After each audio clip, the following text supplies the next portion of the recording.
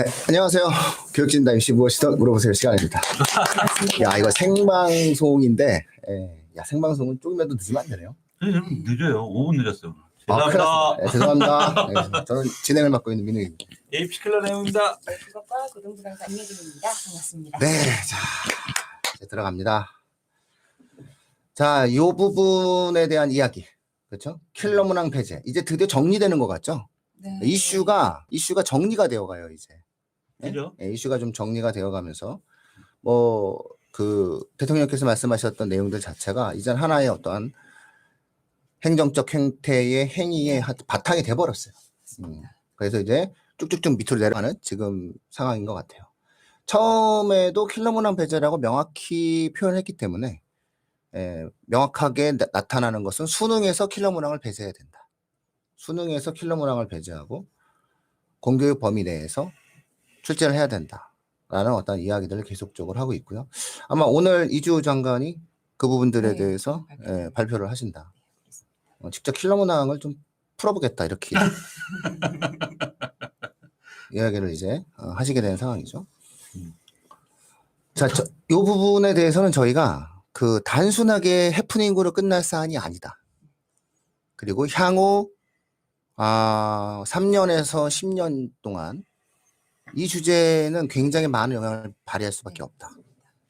예. 그래서 일회성으로 회복 탄력적으로 바뀔 것이다. 다시 또 킬러 문항이 나온다. 이렇게 예측을 할 수도 있겠지만은 교육진담이라든가 저 개인적으로는 생각에 대한 변화가 많이 생겼습니다. 이거 어렵다. 이 추세로 간다. 그러면 고교학점제. 그쵸? 네. 고1만 상대평가. 고2, 3은 절대평가. 특목고 존치, 자사고, 국제고, 외고 존치. 여기에 킬러 문항 배제. 4개가 버무려지는 상황이 만들어지게 되었어요. 이게 따로 보면 안 되거든요. 유튜브에서 보면은 각자 뭐 따로 또 하시는 분들 되게 많아요. 근데 이분들의 말씀을 들으면 이거 할 때는 이렇게 얘기하고 저거 할 때 저렇게 얘기하고 저거 할 때도 저렇게 얘기하시더라고. 근데 중요한 거는 이것이 한데 버무려져서 나타나는 교육 현장에서 나타날 수 있는 변화를 우리가 앞으로는 굉장히 주의 깊게 살펴볼 필요가 있겠다라는 점을 말씀을 미리 드립니다. 어떻게 되죠? 킬러 문항은 이제 사라집니다. 이제 님은 같습니다처럼. 이제 입시에서의 킬러 문항의 시대는 끝났습니다. 어떻게 보면 다시 그 원점으로 돌아가는 거 아니냐. 킬러 문항은 이제 배제되는 건 확실하잖아요. 네. 근데 사실상 그 2021학년도까지는 수학만 보더라도 가형, 나형으로 구조되어 말이에요. 근데 이제 22학년도부터 오면서 이제 수학이 이제 통합형, 그다음에 확률 통계 미적분 기하 선택형으로 바뀐. 수원 수투는 어차피 공통으로 갔단 말이에요. 그러다 보니까 기존에 수학 나형에 있던 킬러 문제들은 사실상 22학년도에서는 빠졌었어요.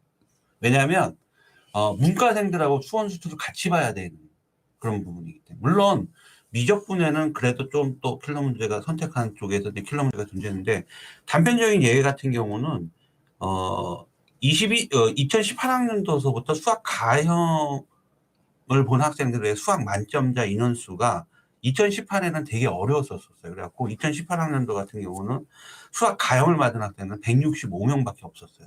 근데 그 다음부터는 이제 뭐 계속해서 가형의 만점이 655명, 그 다음에 893명, 그 다음에 21학년도가 굉장히 지금 쉽게 좀 출제가 된 상태라서 만점자가 971명 정도, 문과생들 같은 경우는 1423명 정도가 만점이 나왔다는 얘기예요. 그런데 22학년도부터 통합형이 되잖아요. 통합형이 되면서 전체적으로는 만점자가 2,702명이 나왔어요. 근데 여기에 확률 통계도 선택한 아이들, 미적도 선택한 다 합친 그쵸. 적이었는데, 사실상 2021학년도에 나형을 본 학생들 1,423명 같은 경우가 만점이었는데, 22학년도에는 이건 절반도 안 되는, 만점이 거의 절반 수준도 안 되는. 그러니까 결과적으로 만점자가 2,702명이 나온 거는 어느 쪽에서 미적분 쪽에 선택한 아이들의 쪽에서 만점자가 굉장히 많이 나왔잖아요. 그러니까 이 얘기는 뭐냐면 21학년도까지는 수학을 선택형으로 해서 가형, 나형 구조에서 이과, 문과 구분돼서 받고, 이과생들끼리 치러도는 수학 가형은 아무래도 이과 최상위라 해서 수학을 좋아하고 잘하는 아이들이기 때문에 변별력 있는 문제를 넣었단 말이에요. 근데 22학년도부터는 통합형이 됐다 보니까 그 킬러 문항이 빠진 상태라는 얘기죠.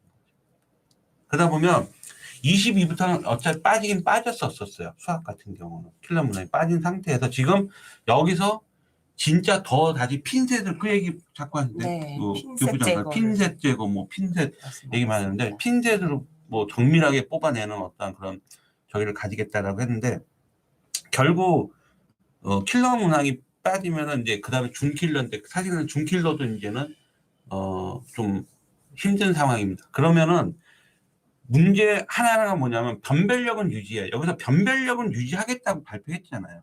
변별력. 우리가 수능을 쉽게 내는 건 아니다. 변별력은 유지하겠다라고 하면은 킬러 문항이 빠진 상태에서 변별력을 유지하는 문제. 과연 어떤 문제들이 있을까라는 걸 좀 고민해 봐야 될 필요가 있다. 즉, 많은 전문가들, 수학, 국어, 뭐, 과학 전문가들, 선생님들하고 얘기해 봤을 때는 기본기가 가장 중요하다는 맞습니다. 얘기를 가장 공통적으로 많이 하는 것 같아요. 그러니까 예, 암기 위주의 어떤 암기 형태의 그냥 급조해서 암기하는 그런 학습 형태라든지 내용의 깊이를 좀 없이 그냥 겉핥기의 어떤 문제도 외우는 그런 식의 학습 방법은 아마 이번 수능에서는 굉장히 그 낭패를 볼 것이다 라는 얘기들을 전문가들이 많이 하고 있죠. 그 문제가 되게 어려웠잖아요. 어려운 어떤 특히 수학이죠. 네. 킬러 하면 원래 그 그쵸. 사교육에서 수학에서 만들어진 나오죠. 내용 자체가 이제 수학이고, 예, 사실 이번에도 뭐 6월 모의평가에서 국어 영역에서의 킬러라고 제시했던 것의 정답률이 36%가 나오면서 그냥 20%도 너무 그게 킬러냐 그쵸. 이렇게 예, 이제 많은 댓글들이 그렇게 만들어진 부분인데, 사실상 정조준되어지는 킬러라는 워딩을 썼잖아요. 근데 문제는 이 킬러 문항이라고 하는 것이 갖고 있는 수능의 문화를 우리가 잘 들여다볼 필요가 있어요. 그 다음에 이 킬러가 사라진 다음에 수능의 문화를 잘 들여다볼 필요가 있죠. 다시 말해서 어차피 상대평가가 내어지는 시험에서는 조금 더 우수한 학생들이 나타나기 마련이거든요. 서열화가 만들어지는데, 그러면 예전에 수능에서의 서열화라고 하는 것은 킬러를 잡기 위해서 그 수준까지 막 도달하는 애들이 수준급의 학생들인 거예요. 그래서 킬러라고 하는 특정 영역에서의 지적 수준을 갖다 놓고 평가하는 거예요. 유전 뭐 이런 식으로 해가지고 막 각각의 어떤 영역들이 만들어졌었죠. 수학에서도 주로 미적에서 그런 것들을 갖다가 출제를 했었단 말이죠. 자, 그랬는데 이 킬러가 이제 사라지는 거잖아요. 킬러가 사라지는 건 두 가지의 문화의 변화가 생길 수 있어요. 하나는 뭐냐면은 다 맞는 학생이 10,000명이 돼도 우린 상관하지 않는다예요. 이런 태도가 깔려 있는 거예요. 20,000명이 다 맞거나 30,000명이 다 맞으면 뭐해? 괜찮아? 이런 거예요. 그리고 이 경우에는 하나 틀리면 끝나는 거죠. 그러면 이거는 어떠냐라고 하는 것에 대해서 왜 틀리지 마 이런 태도예요. 이제 앞으로 대한민국 수능은 이런 거야. 다 맞거나 하나 틀리거나 2개 틀리거나 3개 틀리거나 이런 걸로 상위권이 경쟁하면 돼. 굳이 킬러를 경쟁 안 해도 돼. 이런 내용이에요. 이런 것이 만들어지는 것이 수능의 문화가 된다는 거예요. 두 번째는 변별력이 없는 시험은 존재할 수가 없어요. 시험에서. 변별력을 줘야 되는 거잖아요. 변별력을 준다라고 했을 때는 그러면 어디서 변별력을 어떻게 줄 거냐는 거예요. 어디서 어떻게 줄 거냐라고 하는 그런 부분들에 대해서 지금 아무도 대답을 못해요. 왜냐? 모르거든요. 아무도 몰라. 출제하는 사람들도 들어가야지 생각은 날걸요? 이렇게 한번 내볼까? 저렇게 한번 내볼까? 다시 말해서 수능이 이제 초창기 수능, 그 다음에 수능, 통합형 수능에서 다시 수능 버전 3.0 시대가 되는 거예요. 그럼 이제 수능이 다시 한번 또 리뉴얼 돼야 돼요.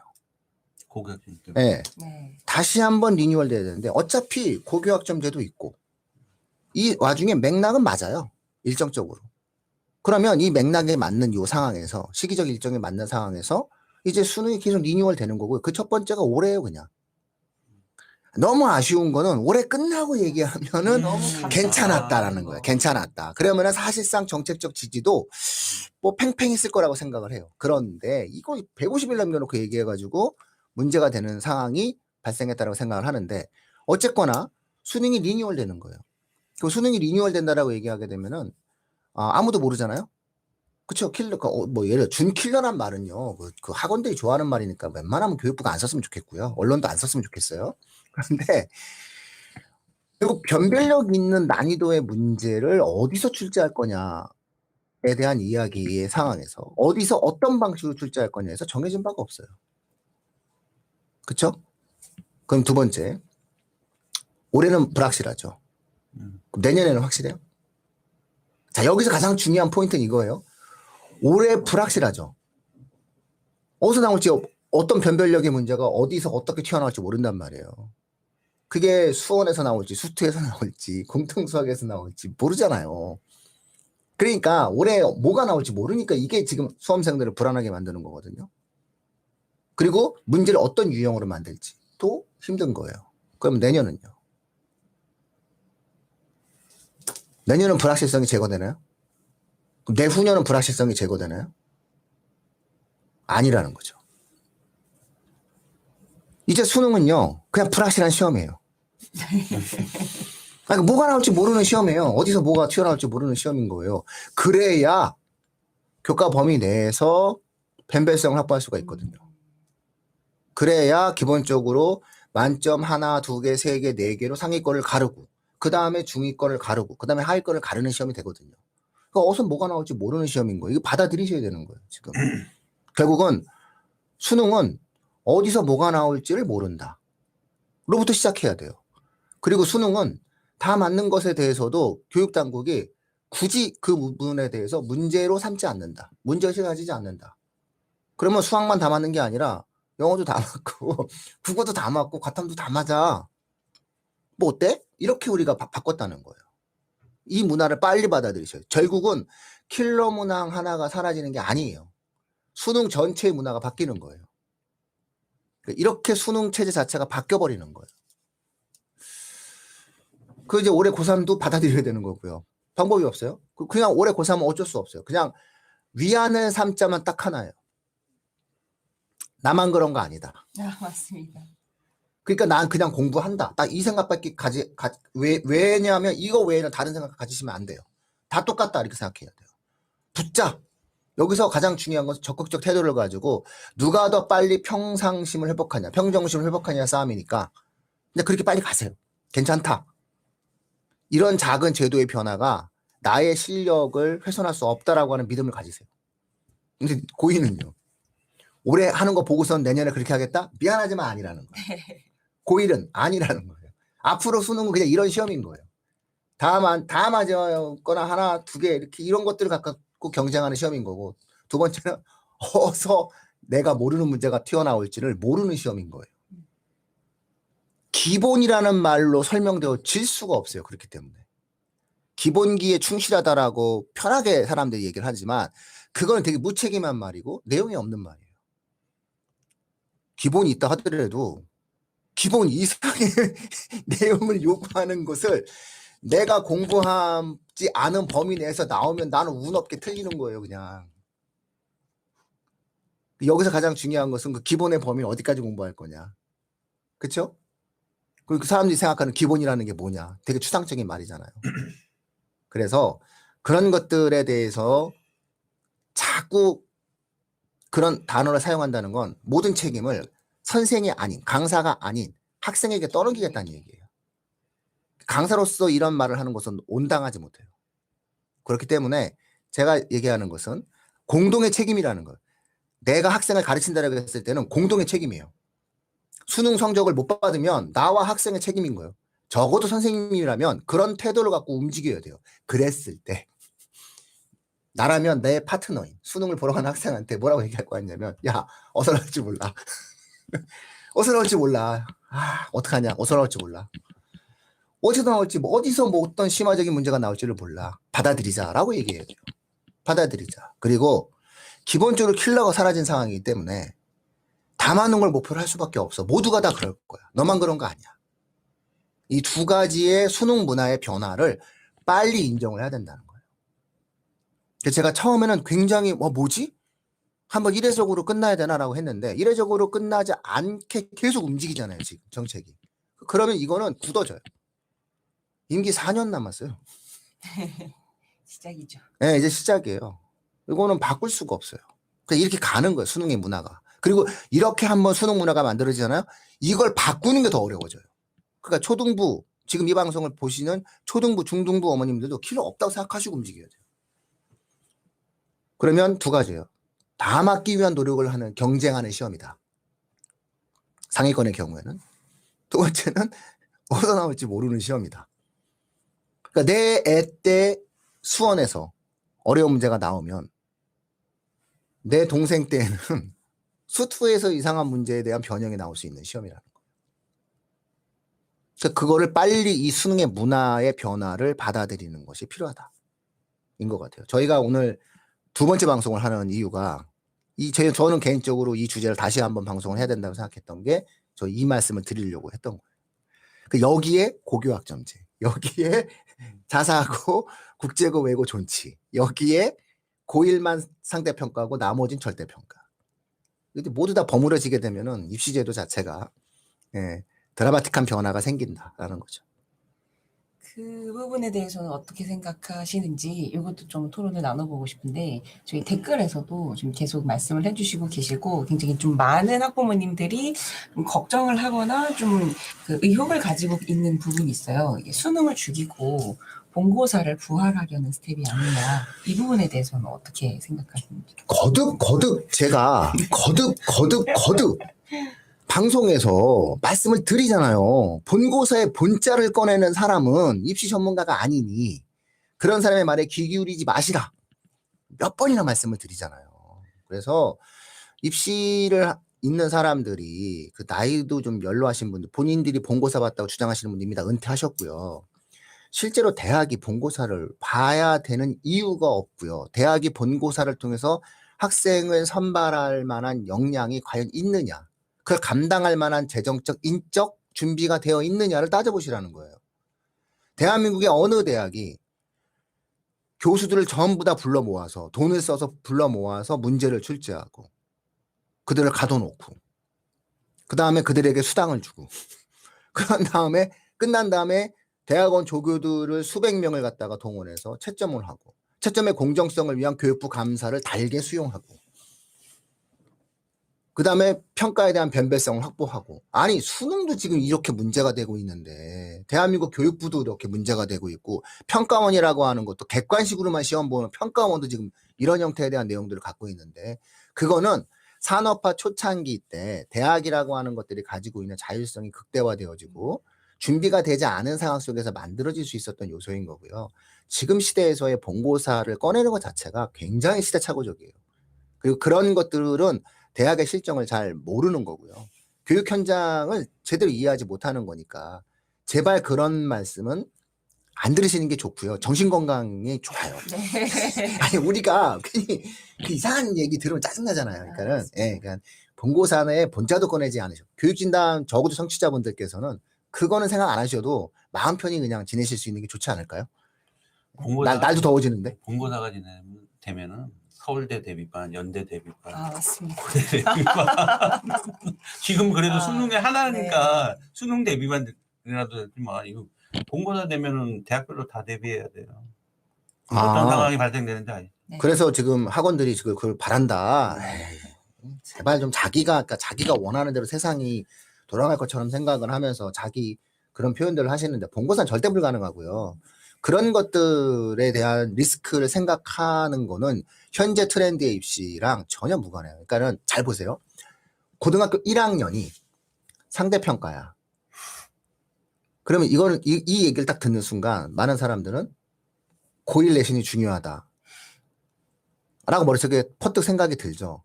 근데 제발 위에서 한번 쳐다봐 주세요. 위에서 한번 쳐다보면 무슨 생각이 드는 줄 알아요? 고2, 고3은 절대구나. 시각을 바꿔보세요. 고1이 상대인데 고2, 고3이 절대네. 그 무슨 생각이 드세요? 전반적으로 내신의 변별성은 약화되는 거예요. 그 다음에 그러면 또 한번 디테일하게 따져보세요. 고1의 어느 과목이 상대고 고2의 어느 과목이 절대평가입니까? 수학을 예를 들어 볼게요. 수원, 수투, 미적, 확통 다 절대평가예요. 과학을 예를 들어 볼게요. 다 절대평가예요. 물원, 물투, 화원, 화투, 생원, 생투, 지원, 지투. 자연계열의 핵심이라고 하는 수원, 수투, 미적과 모든 과탐 과목이 다 절대평가로 가겠다라고 선언을 한 거잖아요, 지금. 그러면 1학년 내신의 상대평가, 1학년이 중요해라고 보는 그런 근시안적 태도를 가지시면 안 돼요. 전반적으로 내신이라고 하는 시스템 자체가 1학년을 기점으로 해서 2, 3학년이 이렇게 배치가 된다면 1학년 내신과 2, 3학년 내신의 관계성을 어떻게 정립할 것인가에 대한 고민을 해야 되는 거예요. 입시는 굉장히 많이 달라집니다. 교육진단 좋아요, 구독 해주신다면 지속적으로 우리가 준비하고 내용들을 표현한 내용들을 갖다 놓고 한번 소통하는 시간을 갖도록 하겠습니다. 오늘도 계속 역시 이 주제는 마르지 않는 댓글의 창에 혹시 뭐 저희가 지금 바로 즉각적으로 대답해 드려야 될 만한 댓글이 있나요? 사실 오늘 저희가 계속 이야기를 했었던 이제는 킬러 문항에 대한 대비가 아니라 만점에 대한 대비로 들어가야 된다라는 그 부담감 때문에 현재 좀 상위권 학생들 특히 저희 오늘 댓글을 달아주신 분들 중에서도 이과 최상위 계열, 의학학 계열을 대비하고 있는 학생들의 부담이 너무 크다 그런 말씀들을 또 많이 해주시고 계세요. 근데 이거에 대한 답변은 저희가 이 민우님께서 말씀을 해주셨다시피 모두에게 동일한 부담감이 주어져 있는 상태이기 때문에 그 아이들의 마음가짐 평정심을 빨리 되찾게 만들어주시는 거에도 학부모님들의 역할이 굉장히 중요할 것이다 라고 생각이 듭니다. 고3 학부모님들 같은 경우는 괜찮아 라고 얘기해 주셔야 돼요. 맞습니다. 괜찮아. 맞습니다. 네, 괜찮아. 그리고 저희 방송에 사실상 팁이 되게 많이 드렸어요. 저희가 이 정보의 비대칭성 때문에 말씀드리면 안 되는데 국어 영역에 대해서도 영역까지 말했어요. 아예 그거 좀 공부 좀 하시는 게 좋을 것 같은데요. 이러면서 저희 방송을 다시 한번 잘 이렇게 지난 방송을 들어보시면 현 고3은 올해 국어는 이걸 좀 한번 미리 짚어주세요라고까지 얘기했어요. 왜냐면은 거기서 만약에 문제가 출제가 되면 혹시라도 기본을 안 돼 있는 학생이 돼버릴 수 있거든요. 그러면 올해 수능 같은 경우 치명상을 입을 수 있으니 그런 부분들에 대해서 좀 한번 짚어주세요라고 저희 방송에서 저랑 혜림 쌤이랑 지난 방송 조회수도 올라가야 되니까 비문학에서 했는데 킬러 문학이 많이 지금 빠진다고 하니까 사실 근데 6월 평가원 모의고사에서 국어는 매우 쉽게 나왔어요. 네, 그래서 지난주 방송을 또 한번 좀 자세하게 들어보시는 것도 좀 추천을 드리고 또 비문학보다는 문학 쪽이었죠. 그다음에 국어만세에서도 아주 정교하게 얘기를 했어요. 국어 부분에 대해서는 상당히 좋은 내용을 저희가 막 얘기했거든요. 그래서 이거 얘기해도 되나? 근데 그거 진짜 의학학 계열은 그거 진짜 꼭 한번 들어보세요. 거기 부분이 의학학 이과 애들 그쪽이 또 약한 애들 꽤 있어요. 네, 그러니까는 안 되거든요. 모르면 틀리거든요. 밑줄 안 그어주면 어떡할 건데. 조금 압축적으로 또 말씀을 드리면 오늘 오신 분들한테 사실 수학에서도 마찬가지고 국어에서도 마찬가지입니다. 최상위권 학생들이 킬러 문항을 대비하면서 국어에서 킬러 문항은 독서 영역이죠. 독서에서의 그런 킬러 문항을 대비했던 학생들은 이 조금 더 난이도가 좋아지고 연계율이 더 높아진 문제에서는 훨씬 더 두각을 드러낼 수 있는 거예요. 그래서 너무나도 이게 없어진다라는 것에 대한 그 겁을 먹을 필요가 오히려 저는 없다고 생각을 합니다. 또 비문학에서 킬러가 없어진 예를 들면 올해 6월 모의평가 저는 이 올해 6월 모의평가가 좀 어떻게 보면은 올해 좀 수능에서 조금 살짝 바뀐 그 공정수능의 영역에 들어오는 문제와 가장 흡사할 것이다 라고 생각이 들거든요. 그렇기 때문에 그 부분에서도 또 정확히 문학이랑 언어 매체에서 난이도가 올라갔었단 말이죠. 잘했는데 사실 지시사항을 잘 따랐어요. 나름 잘 따랐던 오히려 수학이 지시사항 안 따랐죠.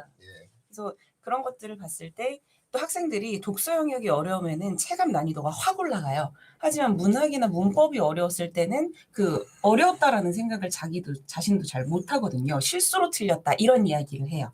내가 어떤 특정 문학 개념어에 대한 온전한 이해가 되지 않은 상태에서 틀렸을 것임에도 불구하고 실수로 틀렸다 이런 생각을 할 수 있기 때문에 문학의 난이도에 대해서는 체감도가 그렇게 높지는 않은 편입니다. 그렇기 때문에 문학에서도 또 학교 교육 과정에서는 문학 내신을 굉장히 자세하고 치밀하고 고난도로 다루거든요. 내신에서는. 그래서 압축적으로 문학에서 특히 고전 문학 같은 기본 개념기 그리고 문학 개념어에 대한 심도 깊은 이해가 필요한 부분에서 변별력을 줄 수 있는 방법을 찾을 것이다 라고 말씀을 드리겠습니다. 합당해요. 네. 그리고 이치적으로 그리고 언어학적으로도 충분히 가치가 있어요. 왜냐면요. 전 세계 언어 중에서 현대어의 500년 전 발음을 정확히 알 수 있는 유일한 언어가 우리나라 언어예요. 네. 그리고 AI 시대 음성인식이라든가 걸 수 있는 게 너무 많아요. 그러니까 제가 드리는 말씀은 바로 이거예요. 어디서 나올지 모르는 시험이다라고 하는 건요. 늘 매년 뭐가 튀어나올지 몰라요. 그리고 또 하나 말씀드리면 국어가 킬러가 별로 없었어요. 뭐 독서에서 좀 요즘 최근에 생겼다라고 얘기하지만 융복합 지문에서 많이 어려운 문제를 많이 내는 추세였는데 문제는 뭐냐면요. 국어 영역의 경우에 있어서는 항상 몇 점대 몇 점대 해가지고 뭐 예를 들어 정답률이 10% 미만으로 내려가는 케이스가 극히 드물었다는 거예요. 그런데 국어가 변별력이 있는 해가 많았단 말이에요. 우리가 흔히 국어 불수능이라고 얘기했을 때 있잖아요. 국어 불수능이라고 얘기했을 때 예를 들어서 10점 이하, 10% 이하. 그러니까 수학은 4%짜리도 있었고요. 수학은 심지어 1점 몇 %짜리 정답률을 갖고 있는 킬러 문항이 있었던 적이 있었어요. 그런데 국어는 그렇지 않았음에도 불구하고 불수능이 가능했다는 거예요. 그러니까 이런 경우처럼 네. 국어와 수학 모두에서 어디서 나올지 모르는 상태가 된 거예요. 전 세계의 해군은 다 합쳐도 미국 해군을 이길 수 없습니다. 그렇죠? 그래서 외계인이 쳐들어오면 결국 미국 해군이 싸우는 거잖아요. 전 세계 모든 공군을 다 모아도 미 해군이 보유하고 있는 공군력을 이길 수가 없죠. 그러니까 미국은요. 바다를 제패하는 과정에서요. 항모전단을 만드는 거예요. 항모전단 만들고요. 그 옆에 순양함 배치하고요. 그 밑에 잠수함 깔고요. 그 밑에 막 그냥 어마어마한 것들을 막 다 배치를 합니다. 그러고서 그냥 바다를 달리는 거예요. 그리고 저쪽에서 중국 항목을 만나게 되면 중국 항목을 한번 이렇게 하다가 비켜주는 거죠. 그래서 그 남진아라고 우리가 흔히 표현하지 않습니까? 중국 아래쪽 바다. 그걸 갖다가 중국은 우리 바다라고 주장을 하지만 미국은 아니야. 바다야. 라고 하면서 그냥 항모를 밀고 들어가지 않습니까? 그 항모가 킬러 문항이에요. 누가 봐도 저거는 미국 해군이야. 어떻게 할 수가 없어. 왜? 너무 거대하니까. 그러면 저 미국 항모를 이길 수 있을 만큼 우리도 항모를 만들자라고 하는 구조예요. 이런 어떤 방향이 만들어지는데 그럼 좀 의아스러운 게 세계에서 핵무기를 숫자적으로 가장 많이 가지고 있는 나라는 러시아거든요. 그리고 여전히 세계 군사력 2위예요. 그러면 러시아는 그러면 항모를 중국에 팔았잖아요. 그리고 러시아는요 세계에서 제일 큰 핵잠수함을 갖고 있어요. 거의 항공모함처럼 큰 핵잠수함을 갖고 있어요. 항모로 싸워봤자 안 된다는 거죠. 그 이 핵잠수함이 얼마나 무서워요? 어디서 어떻게 튀어나올지를 모르잖아요. 그쵸? 그 거대한 핵을 싣고 어디서 나올지 몰라. 막 이러면서 바다 밑을 막 돌아다니고 있어요. 수능이 이제 그렇게 되는 거예요. 그러니까 그냥 어디서 여기서 나올지 저기서 나올지를 모르는 시험이 된 거니까 그냥 받아들여야 되는 거예요. 그렇다고 해가지고 정복 못할 시험이 아니라는 거예요. 그냥 공부하면 다 잘하면 만점에 나오는 거 하나 틀리거나 2개 틀리는 시험이 된다는 거죠. 그래서 오히려 킬러가 사라지고 난 다음에는 변화되는 수능에서는 이 변화되는 수능을 잘 보는 학생이 나타날 수 있어요. 이런 학생들은 과거에 킬러가 있었을 때는 수능을 못 봤을 수도 있어요. 근데 오히려 이런 학생들한테는 유리할 수 있고요. 또 하나, 과거에 킬러를 잘 풀었던 학생이 바뀐 수능에서는 못 볼 가능성이 있어요. 이거는 어쩔 수 없이 개별적인 학생들의 편차가 나타날 수밖에 없어요. 그러니까 지금 상황에서는 일어나지 않은 일이니까 모든 것이 가능하다고 생각하고 편안하게 대응하시는 것 외에는 답이 없어요. 그렇다고 해가지고 제도와 정책이 바뀌어지거나 제도와 정책을 개인이 맞서 싸우는 것은 단 한 번도 그런 경우는 없어요. 개인이 이 제도와 정책에 맞서 싸우는 방법이 뭐가 있어요? 안 보는 거지. 그건 아니잖아요.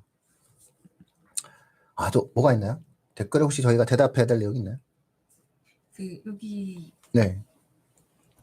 한번 확인해 주시면은 저희 네.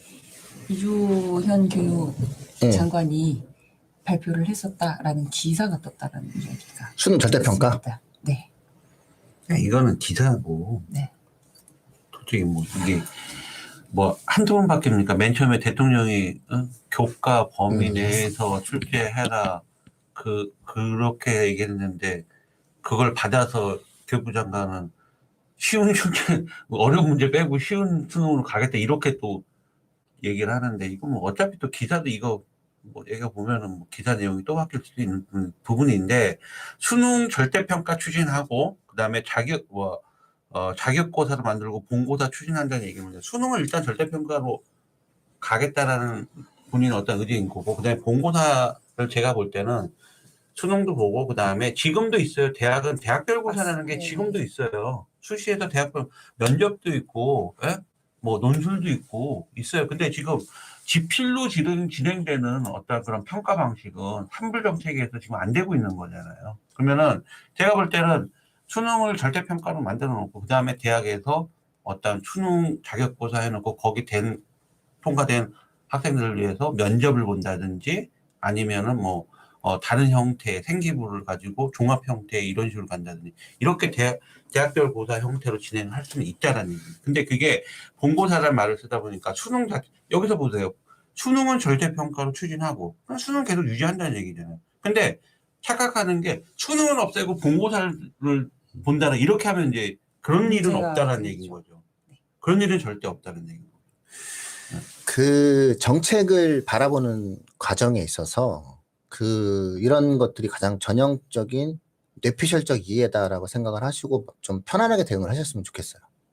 중요한 거는 드러난 건 딱 하나예요. 킬러를 내지 말아라. 금지 규칙을 만든 거예요. 그러니까 이건 여기서부터 모든 것은 시작해야 돼요. 그러니까 정해진 건 딱 하나예요. 바뀐 건 딱 하나예요. 킬러는 못 낸다예요. 이게 다예요. 여기서 무슨 또 이야기를 갖다가 저 세상 이야기를 더 쓰잖아요. 그럼 정신건강에 너무 해로우시다니까요. 그러니까 그런 두려움과 공포를 가지실 필요가 전혀 없어요. 그러면 예를 들어서 수능을 절대로 바꾼다는 건요. 거대한 변화예요. 거대한 변화가 생기는 거기 때문에 왜 거대한 변화가 생기냐면요. 하나 틀리거나 두 개 틀리거나 세 개 틀린 학생도 같이 평가하겠다는 거예요. 같은 값을 주겠다는 거예요. 즉 다 맞은 학생과 두 개 틀린 학생을 같게 만들겠다는 거예요. 이거는 평가에 있어서 굉장히 다른 맥락이 되는 거예요. 그래서 이거는 사회적 공감대와 합의와 정책에 있어서의 과정, 3년 예고제에 명확히 들어갈 수 있는 사안이에요. 그리고 이 정도는 3년 예고제 안에 넣어줘야 되는 거고요. 3년 후에는 이렇게 하겠습니다라고 얘기하는 거니까 그 전에 충분히 우리가 고민하지 않아도 이미 충분히 누군가가 고민해서 얘기를 해요. 정책당국이. 그러니까 이거는 나오기 전까지 고민할 사안이 아니라는 거예요. 그러니까 미리 이건 고민하지 마시고요. 오직 하나만 생각하셔야 돼요. 킬러는 안 나온다. 여기서부터 모든 것들을 생각하고 예측하셔야 돼요. 킬러는 안 나온다. 근데 변별력은 있다고 한다. 그럼 어디서 나올지 모르겠네. 문제가 그리 어렵지 않다면 전체적으로 완만한 상승세를 갖겠네. 실수의 리스크를 갖고 있으니 수능 최저에서 과탐을 한 과목만 반영해서 한 과목 몰입으로 공부하려는 학생들의 경우에 있어서는 한 과목 더 공부하는 보험을 들어둘 필요가 있겠네. 이런 것들에 대한 고민을 하셔야 되는 거지. 뭐 나중에 뭐 장관이 어떻게 얘기를 했느니 어쨌느니라고 이야기하는 거는 수능 절대평가에 대한 이야기는 박근혜 정부 초기 서남수 교육부 장관서부터 지속적으로 나왔던 이야기예요. 시대적인 트렌드에 안 맞는다라고 얘기 나왔지만 아직도 킬러 문항까지 만들어지면서 수능의 상대성을 계속 유지를 해오고 있잖아요. 그래서 이런 것들이 사회적으로 만들어지려면 학원 원장님들 입에서 나오기 전에 이미 국가 차원에서 서서히 공청회라든가 이런 것들을 과정을 갖다가 겪을 수밖에 없는 영역이다. 그러니까 우리가 이걸 미리 고민하는 것은 조금 안 맞는다.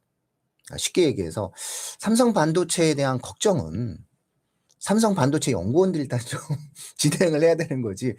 일반인들이 삼성 반도체에 대한 걱정을 하면 안 되잖아요. 그냥 마음속으로 화이팅! 이렇게 하는 것처럼 수능 제도에 대한 변화다라고 하는 것들도 마찬가지로 촉각을 곤두세우는 것이 아니라 지켜보겠다. 그리고 변화가 만들어지면 내가 대응하겠다. 이런 태도로 진행을 하시는 것이 이해도에 있어서 편안하십니다.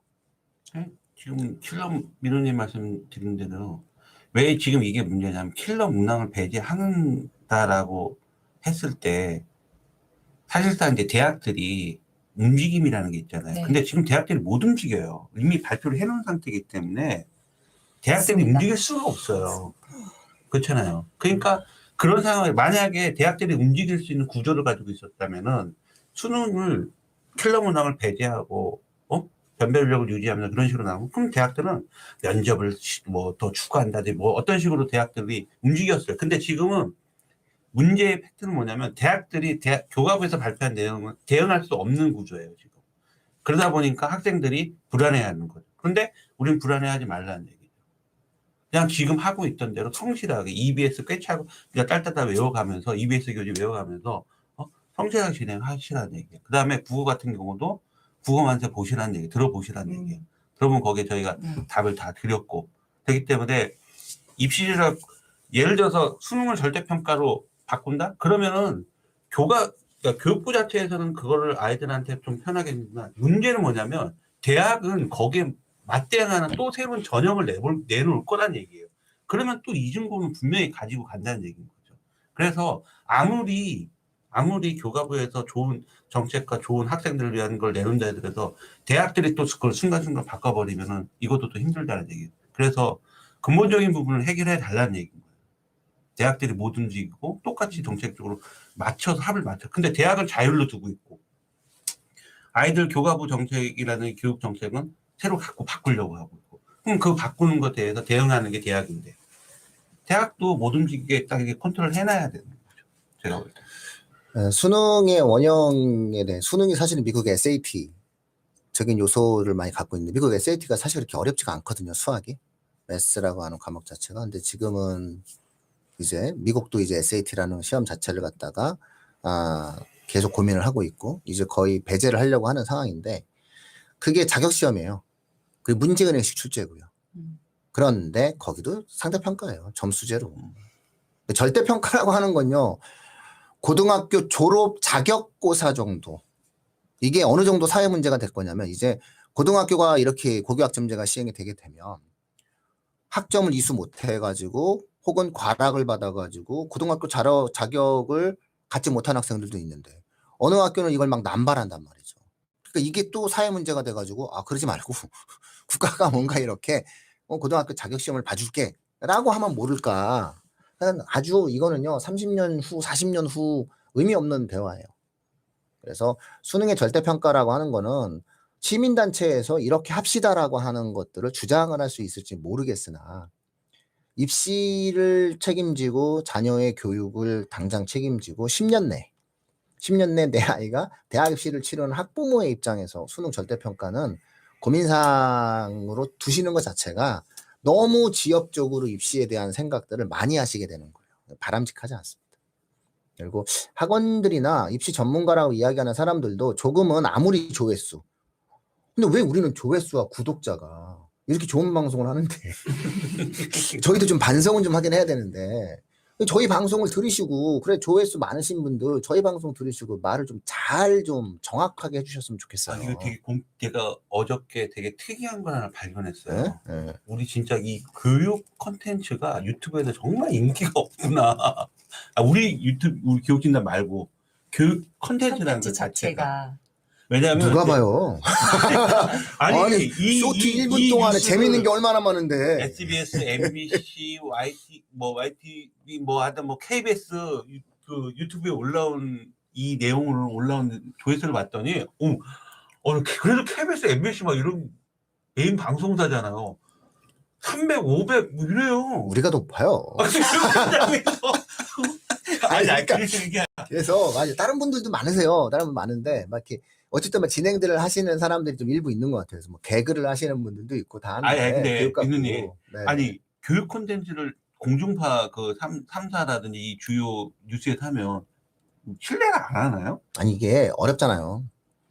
그리고 입시 끝나면 쳐다보기 싫어요. 맞습니다. 당사자가 아닌 경우에 뉴스 쪽보다는 우리 전문가들이 더 이쪽은 더 아니, 이런 거예요. 내 아이가 대학 가는 순간 일단 쳐다를 안 봐요. 그리고 내 아이가 대학을 갔어. 그럼 뭘 굳이 쳐다봐. 마음 아픈데. 마음이 흡족한 사람이 100명 중 10명 정도인 거예요. 나머지 10명 중 9명은 서열화되는 이 학벌사회 구조 속에서 늘 뭔가 아쉬움을 갖고 있는 소비자들이 많은 거죠. 그러니까 이 방송은 필요한 사람들만 보는 거예요. 그래서 이 방송은 대신 10분을 하던 20분을 하던 30분을 하던 열심히 들으시는 거죠. 그래서 그렇게 해가지고 방송들 하시는 건 좋아요. 그리고 유쾌하게 하시는 것도 좋은데 좀 이렇게 이 방송은 되게 절박한 사람들이 듣는다.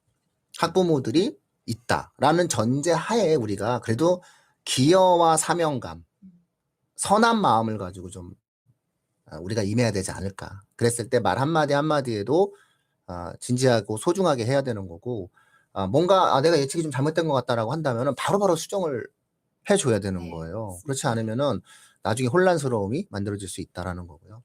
교육진담이 이 방송에 대해서 2회차로 저희가 말씀드리는 것은 일회성인 내용으로 뭐 대통령에 대한 문제, 정권에 대한 문제로 이걸 바라보시면 안 될 것 같다. 명확히 안 된다. 이 트렌드로 바뀌었다.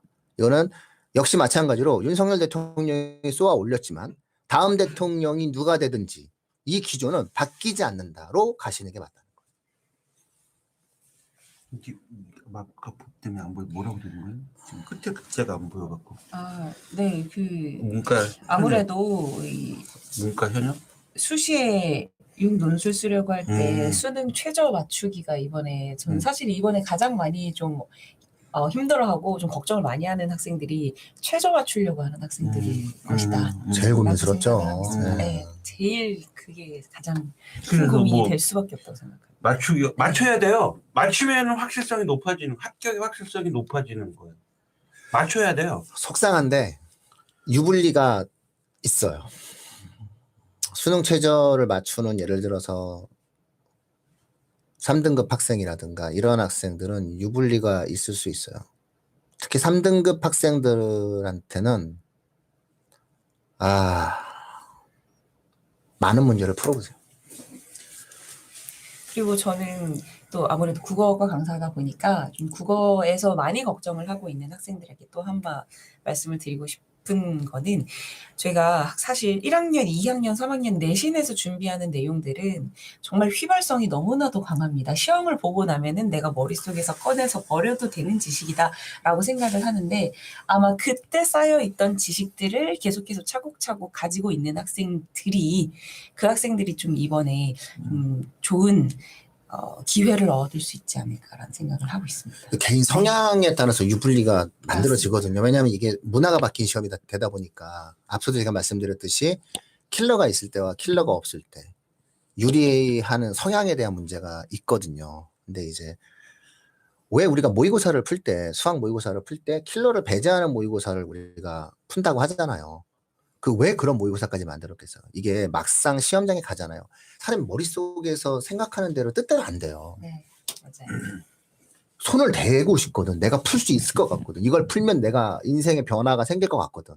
근데 거기에 빠져들어서 결국 시간을 낭비하고 계속 결국은 시험을 못 보게 되는 거거든요. 그래서 요거는 구모 끝난 다음에 원래는 말씀을 드려야 되는 건데 문제는 뭐냐면 미리 예측하자면 현 고3 같은 경우는 성향상 확실한 것을 찾아낼 수 있는 힘을 갖고 있는 학생이 유리합니다. 그리고 단호하고 과감하게 뭔가를 버릴 수 있는 학생이 3, 4, 5에서는 유리합니다. 상위권 말고요. 3등급, 4등급, 5등급의 수능 최저는 단호하게 내가 아는 것과 모르는 것을 명확히 구분할 수 있는 학생들이 유리합니다. 그래서 반복 공부를 좀 많이 하시고요. 반복해서 공부를 하시는 과정이 변화되는 문화 속에서는 맞다라는 생각이 좀 듭니다. 오히려 모의고사 시장은 더 커질 겁니다. 이렇게 되면. 지금 1학년, 2학년, 그 중학교 학생들이 수능을 볼 때에는 정말 많은 시험을 풀면서 이제 갈 겁니다. 그래서 중학교 때까지는 막 기본 개념 공부 열심히 하고 고등학교에 딱 입학하자마자 계속 모의고사를 풀어가는 그런 형태의 입시로 아마 저는 개인적으로 예상을 하고 있는데 지금 현재 고3 학생들 같은 경우에는 반복하시면서 확실하게 내가 아는 것들을 체크해 나가시는 공부 방법이 훨씬 더 올해의 입시에선 효과적이지 않을까 말씀드립니다. 일단 좀 최근에 이제 전화들이 문자들이 계속 많이 오셔갖고 제가 먼저 기다리신 분들이 계시거든요. 이제 전화로 제가 상담은 그냥 이동하면서도 제가 다 상담하는데 계속 문자가 오시고 그래갖고 조금만 좀 기다리시면은 제가 전화를 드리겠습니다. 그래서 그거 계속 문자 오신 것 같고 그 다음에 또 하나 좀 부탁드리고 싶은 거는 수능은요 한 문제가 아니고요 1점으로도 등급이 바뀌어요. 1점으로도. 그렇기 때문에 그러니까 정말 본인이 노력하고 열심히 하면은 성적 등급 올라갑니다. 진짜 올라가요. 근데 그 예를 들었던 게 우리가 맨날 과탐의 세계 시간에 얘기했듯이 과탐 공부 좀 해라. 근데 아이들이 심리적으로 안 하고 밀어놓고 있기 때문에 성적이 안 오르는 겁니다. 그러니까 지금 어떻게 보면은 킬러 문제가 배제된 상태에서 지금 올 수능은 어떻게 보면 기회일 수도 있다고 저는 생각합니다. 본인이 얼마만큼 정말 절실함을 가지고 집중력 있게 공부를 하냐. 근데 우리 부모님들이 다 물론 바람이죠. 우리 아이는 정말 열심히 하고 있어. 하고 있는 것 같고 하고 있는 모습을 항상 보고 있는. 그런데 아이들 정신적으로 마음적으로 다른 마음이 가지고 있다면 모습은 하고 있는 모습이 있을지 몰라도 사실상 실질적으로 학습은 이루어지지 않고 있다. 그런데 지금 이 시기에 아이들이 심리적으로 그런 영향을 많이 받고 있는 아이들이 많아요. 그래서 저거 매년 저희가 컨설팅하고 이렇게 하다 보면은 그런 학생들이 많이 있는데 가장 부탁을 드리고 싶은 건 학생 본인 스스로에 대한 본인을 좀 믿었으면 좋겠어요. 자신을 믿고 그냥 외부 환경이나 이런 부분에 크게 신경 쓰지 말고 끝까지 자신을 좀 믿고 노력해서 최선의 결과를 좀 만들어냈으면 좋겠습니다. 흔들리지 않고 그 시험장에 익숙한 컨디션과 익숙한 실력을 만들어 두시는 게 가장 지금 현재 이번에 시험을 준비하고 있는 N수생분들과 또 고3 수험생분들한테 가장 좋은 자세가 되리라 생각합니다. 애매하면 안 되는 시험입니다. 이제 수능은 애매한 역량을 갖고 있는 학생들한테는 굉장히 어려울 수 있는 시험이에요. 그러니까 애매한 역량을 갖고 있어서 어느 정도 내가 뭔가가 보장이 되어졌었던 3등급 학생이 5등급을 받을 수도 있는 시험이에요. 경우에 따라서 6등급, 7등급으로도 내려갈 수 있어요. 그런데 6등급, 7등급 학생이 단기간 내에 뭔가 내가 명확하게 뭔가에 대한 아는 것들을 중심으로 진행을 할 수 있는 학생이라면 이 학생들은 3등급으로도 올라갈 수 있어요. 그러니까 이게 중하위권에서의 어떠한 수능의 어떠한 등락 폭이 거의 없었어요. 킬러 문항이 있었을 때. 쭉 서열이 만들어지는 시험이었는데 이제 킬러가 사라지고 나면은 1등급에서 3등급까지도 유동성이 생기고 3등급에서 5등급도 유동성이 생기고 그 아래 하위 등급에서도 유동성이 생겨요. 그러니까 이런 패턴의 문화의 수능이라는 방식이 만들어진다고 했을 때는 명확하게 공부하는 것, 명확하게 내가 뭔가를 안다는 게 되게 중요한 문제로 다가온다라고 하는 부분이에요. 그래서 저학년들 같은 경우는 진도를 빨리 빼는, 수학 같은 경우에 진도를 빨리 빼는, 수과학 같은 경우에는 진도를 빨리 빼고자 하는 하나의 사회적 트렌드가 만들어질 것이다라고 이제 조심스럽게 제가 예측을 했었던 부분이죠. 왜냐면은 어차피 진도를 빨리 뺀다라고 하는 것이 설렁설렁 빼는 게 아니라 뭔가 한번 계속 반복, 무한 반복의 시대로 가야 되니까. 내가 뭔가를 정확히 안다라고 하는 것은 반복해서 풀다 보면 내가 이걸 모르는 것을 나중에 찾게 되거든요. 예, 그런 어떠한 내용으로 트렌드가 바뀌어가는 거다. 시험이 추구하는 방식 자체가 바뀌어가고 있다라고 하는 것들을 일단 염두에 두셔야 될 것 같아요. 그래서 EBS 교재 진짜 꼼꼼히 풀고요. 풀었다라고 하는 것이 중요한 것이 아니라 모르는 게 나와서는 안 된다. 선지까지도 좀 한번 잘 따져보시는 그런 형태의 세밀한 공부와 세밀한 공부가 익숙한 학생들한테 유리한 시험이 될 것이다. 댓글 뭐 더 없으면은 뭐 오늘 교육당국 발표인데 네. 저희가 뭐 그래서 다음 주에 또 라이브로 이 주제를 가야 될지 아니면 가야죠. 밑에 학년들 조금 밑에 학년들 그러니까 대비능 전략에 대한 이번에 교육당국이 발표하는 네. 내용을 보면 이제 오늘 뭐 사교육 대책이 네. 이제 주로 나오게 될 거고요. 이제 어쨌든 그런 부분이지만 다음 주까지도 이 사교육 대책까지 해서 답을 드려야 돼요. 특히 이제 아래 학년에 대한 내용들은 수능 제도에 대한 내용들을 갖다 놓고는 계속 말씀을 드려야 돼요. 이거 갖다가는 이렇게 표현하면 뭐하지만은 한꺼번에 다 닥친 거예요. 맞아요. 이게 막 네. 물려온 거예요. 고교학점제서부터 시작해서 고교학점제. 내신 평가 방식, 자사고 존치, 그다음에 킬러 문항 폐제 이 네 가지가 버무려진 거예요. 그래서 예전 같으면은 자신만만하게 바로 설명회부터 이렇게 하고 진행을 하는데 최근에는 저희 방송을 타 방송들이 많이 보고 이렇게 많이 그 내용들에 대한 소스를 많이 따라하시더라고요. 그래가지고 조금 시간을 두면서 저희도 천천히 좀 한번 저희가 가지고 있는 파급력에 대해서 한번 생각을 해봐야 될 것 같아요. 그러니까 직접적으로 시청자분들에게 준 영향력도 있는데 타 교육 방송에 준 영향력도 있더라고요. 그래가지고 굳이 뭐 내가 소비자들을 안 만난다 하더라도 시청자들을 안 만난다 하더라도 우리 방송에 영향을 받는 우리보다 더 많은 구독자를 갖고 있는 유튜버가 온전하게 말하게 만들어주는 것도 중요하다고 그게 제대로 생각하고 우리가 있어요. 전달하는 거잖아요. 네, 이렇게 해서 한번 쭉 펼쳐갈 필요가 있겠다라는 생각을 합니다. 그리고 또 한 가지 저희 교육진담의 정체성에 대해서 또 한번 말씀을 드리면은 이제 가끔씩 가다가 이제 잠깐 들어오셨다가 이렇게 나가시거나 그런 분들은 뭐 모르실 수도 있을 것 같아서 저희 교육진담의 정체성은 정말 오로지 학생과 수험생들한테 포인트가 맞추어져 있는 그들만을 위한 방송입니다. 그렇기 때문에 다른 이 사교육 방송이라든지 그런 방송들과 분명히 차별점이 있다라는 걸 저희 청취자분들은 너무나도 잘 알고 계실 거예요. 그래서 앞으로 저희가 어떤 상황이 발생하고 또 어떤 달라지는 점이 발생을 하든지 가장 즉각적으로 그리고 그 무엇보다도 학생들과 수험생들 그리고 이 학생들을 사랑으로 데리고 계시는 그런 학부모님들께서 어떤 작은 도움이라도 받아가실 수 있는 그런 방송을 만들기 위해서 저희가 언제나 최선을 다하도록 하겠습니다. 아유, 예. 구독과 좋아요. 그래서 좀 힘이 좀 생겨야 그렇죠. 좋겠더라고요. 저희도 좀 힘이 좀 막 생기는 거 딴 거 없어요. 구독과 좋아요밖에 없어요. 진짜. 우리가 뭐 이거 돈 받고 합니까 거기서? 좋아요 구독자가 생기잖아요. 네. 힘이 생겨요. 어디 가가지고 얘기할 때 좋아요. 저는 어디 가서 막 얘기하고 막 나 몇 명이야 뭐 이러면서 저희 실버 버튼 한번 받게 해주세요. 많이 좀 홍보해 주세요. 우리 저기 교육진담 TV.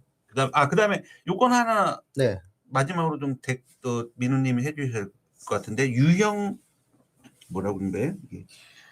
유형 공부보다는 전부 꼼꼼히 다 보아야 하는 거죠. 네. 뭐 이런 식으로 좀. 네, 바뀌었어요 그렇게. 네, 바뀌었어요. 말씀드렸잖아요. 어디서 나올지 모르는 핵잠수함의 시대가 된 거예요. 저 그 이야기도 드리고 싶습니다. 학생들이 정말 많은 학생들이 본 문제를 본 지문을 다시 보는 거를 싫어하는 내재되어 있는 성격들이 있어요. 네. 그 학생들은 불리한 쪽으로 가게 될 수 있습니다. 네. 제가 그래서 미리 저도 말씀드렸지만 학생의 성향에 따라서 유불리가 정해져 버렸다. 제도가 바뀌면서 정해져 버렸다. 이 부분들에 대해서는 뭐 이 제도에 대해서 좋아하거나 싫어하거나 찬성하거나 반대하는 모든 사람들이 어쨌든 비판적 시각을 가질 수 있는 요소인 거예요. 150일을 남겨두고 어쨌든 룰이 바뀐 거기 때문에 이 바뀐 룰에서는 유리한 학생과 불리한 학생이 나올 수밖에 없어요. 그러니까 과연 이게 온당한 정책적 결정이냐에 대해서는 이야기가 될 거예요. 그런데 중요한 건 이 방송은 그렇게 해가지고 비판하고자 하거나 뭐 이런 것이 뭐 바뀌라거나 이런 얘기를 하는 방송이 아니잖아요. 중요한 건 뭐냐면은 이런 것이 비판의 대상이 된다는 게 아니라 결국은 유불리가 바뀌어요. 명확하게 이번 수능에서는 제도가 안 바뀌었으면 잘 봤을 애가 못 보거나 제도가 안 바뀌었으면 못 봤을 애가 잘 보게 되는 경우가 생겨요. 그런 과정에서 저희가 말씀드릴 수 있는 거는 EBS를 어쨌든 천천히 꼼꼼히 확인을 해봐라. 두 번째, 새로운 유형의 문제를 푸는 것은 고2 애들한테나 해당 사항이 있어요. 고1, 고2 학생들은 신유형의 문제를 많이 풀어보는 것이 필요하지만 현재 고3 학생들 같은 경우에는 일단 내가 뭘 아는지가 정말 중요해요. 그러니까 내가 모르는 것과 아는 것을 구분할 수 있는 학생이 돼야 된다는 거죠. 근데 이게 장기적 형태의 교육적 관점에서는 나쁘지 않아요.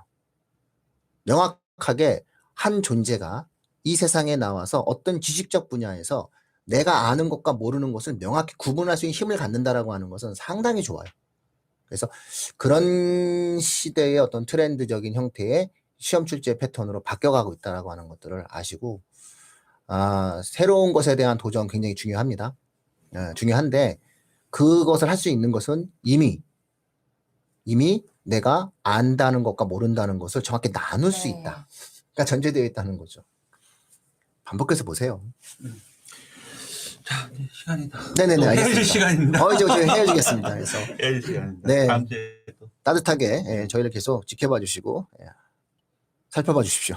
네, 음. 마치도록 하겠습니다. 다음 주에 뵙겠습니다. 고맙습니다. 감사합니다. 고생하셨습니다.